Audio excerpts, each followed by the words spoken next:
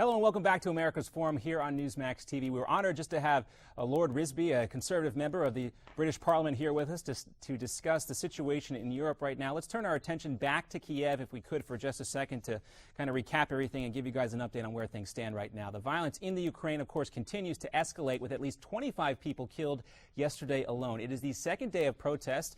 The police and anti-government protesters have clashed several times in Kiev's Independence Square. The Ukrainian president, Viktor Yanukovych, says the demonstrators are part of a coup designed to overthrow the government. Security forces have been quick to respond, employing tear gas, stun grenades, and water cannons to try and keep those demonstrating from entering the square. The protesters responded by throwing rocks and Molotov cocktails. The State Department has been closely monitoring the situation. Yesterday, Vice President Joe Biden called the Ukrainian president, Yanukovych, and urged him to find a way to end the violence. We continue to condemn street violence and excessive use of force by either side. Force will not resolve the crisis. Now, these protests actually began in November of last year when Yanukovych rejected a plan to work with the European Union in favor of a $15 billion financial bailout from Russia and Vladimir Putin. This morning, the EU called for an emergency meeting to impose sanctions against officials who have authorized the use of force to break up these protests. Of course, earlier in the program, we talked to former Congressman Alan West and political analyst Dick Morris. They gave us their insights into what's been going on in the Ukraine. Gentlemen, I want to take a quick step back for a second and replay a soundbite from then presidential candidate Mitt Romney about what he considered to be the most pressing security threat for the United States. Well, this is to Russia. This is, without question, our #1 geopolitical foe.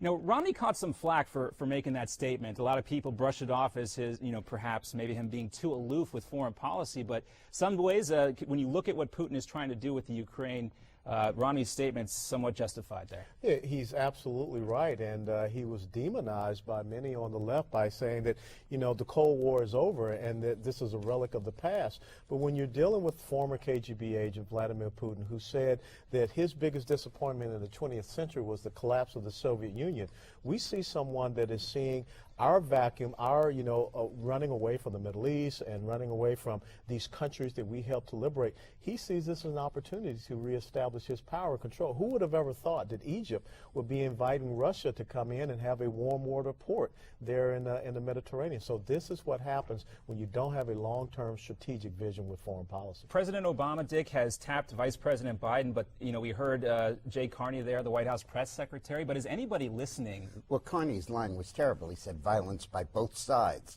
a moral equivalence between them. Ukraine is 2/3 Ukrainian, 1/3 Russian. The Russians live in the eastern part of the country.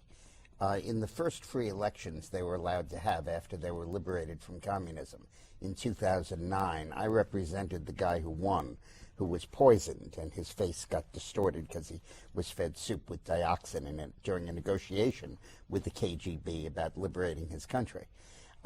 Then, inexplicably, last year, the Ukrainian voters voted this pro-Russian president in. Not so inexplicably. Russia turned off the gas, and they couldn't heat and they couldn't light. And Russia said, we're going to keep the gas off unless you elect this guy. Meantime, the European Union comes in with an offer 4 or 5 times as big as Russia's, so much more important, but no threat to turn off the gas. And after the election, these protesters, a year or two later, took to the streets and now are mounting a very serious effort to get rid of this quasi-communist regime. It's critically important because Russia doesn't mean anything without the Ukraine. Russia's population is 135 million and shrinking, 140. Ukraine is 56. It's by far the largest of the former Soviet republics. You separate the Ukraine from Russia, and you reduce Russia to the relative status of a second or third-rate power. So Putin has been using his gas monopoly to try to force the Ukraine into the Russian orbit. Europe has been pulling him this way, and the United States hasn't done a damn thing. And so, Alan, what would you suggest? Played no role in this at all. As opposed to what we heard from Carney, and aside from having the vice president call the Ukrainian president, what would like to see the administration doing right now? The president has to get engaged and get involved. I mean, this is a point where you need to have leadership, and the leadership of the United States of America. Think about, Ronald Reagan some years ago stood up and said to Mr. Gorbachev, tear down this wall. And he created a sense of a drive toward liberty and freedom in that part of the world behind that curtain. So now we need Americans to have a leader that steps up and takes an engaged role. And I think that's the problem, where we don't see the president engaging anywhere. He said we're going to pivot away from the Middle East. We're going to go to China. We're not doing anything in Asia because China just took over the Senkaku It's more than Islands. not going for them. The Putin-Obama alliance and relationship, which was strained by Snowden but has been reinforced when he pulled the missiles out of Eastern Europe, is such that the Ukrainians really believe that U.S. is on the Russian side. Of course. Yeah. The same with gentlemen, the Egyptians. The Egyptians are angry with Obama supporting the Muslim Brotherhood. All right, that was our interview there with Dick Morris and Alan West. Right now I want to bring in Lisa Ruth, a former analyst for the CIA. Lisa, it's great to talk to you. We just heard former Congressman West there say, compare President Obama and the lack of leadership if you look at it through the prism of what Ronald Reagan did, urging Gorbachev to tear down that wall. But you have a different take on this. You don't think that the President Obama has a lot of cards to play, and that's not necessarily his fault.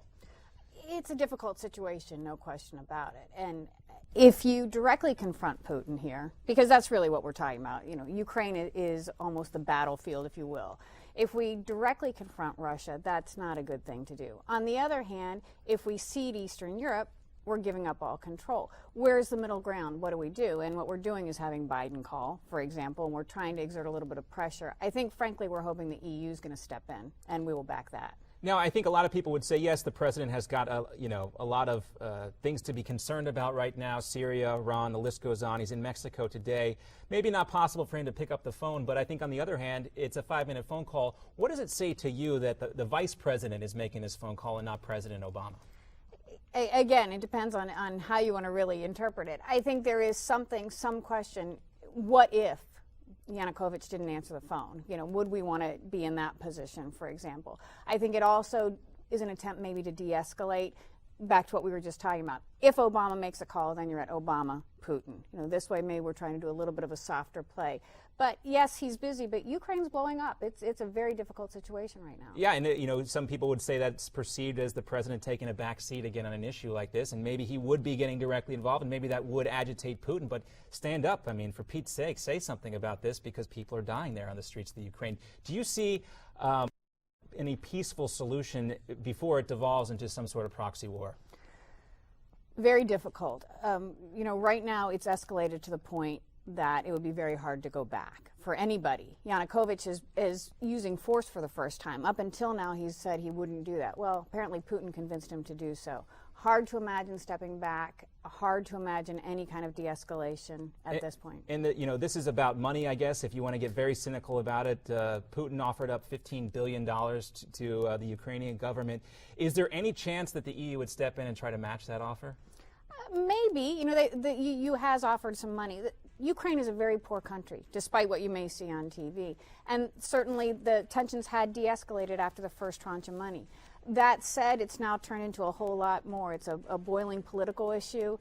I don't know that the money could change it. All right, Lisa, we'll have more with you in just a minute. We want to talk about the situation in the Ukraine, and also we want to talk about what's going on in Iran with these nuclear talks. We'll be right back with more here on America's Forum right after this.